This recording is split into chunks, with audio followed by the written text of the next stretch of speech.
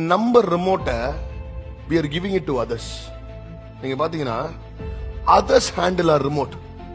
அவங்க ஒரு பட்டனை பிரஸ் பண்ணா நம்ம வால்யூம் இன்க்ரீஸ் ஆகுது, அவங்க ஒரு பட்டனை பிரஸ் பண்ணா நம்ம வால்யூம் டிக்ரீஸ் ஆகுது.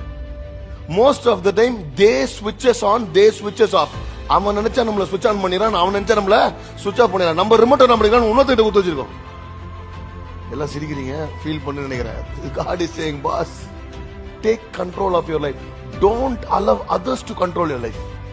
இன்னைக்கு வீட்ல when we watch a TV, யாராவது நம்ம கிட்ட இந்த ரிமோட், அதாவது நம்ம ஹவுஸ் டாக்குமெண்ட் கூட கொடுத்துருவோம், ரிமோட்டை கொடுக்க மாட்டோம். யாராவது ரிமோட்டை கையிலே வச்சுப்போம், because we want to control the channel. But இத பண்ணிட்டு we have given our remote to others.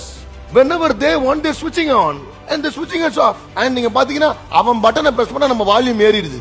Today the Lord is saying, boss, get your remote control back. Don't allow anybody to control you. If they control you, you make them win. And today I'm saying, please do not make them win. பக்கத்துல பார்த்து சொல்லுங்க, அவங்களை ஜெயிக்க விடாது. ரிமோட்டை திருப்பி வாங்க.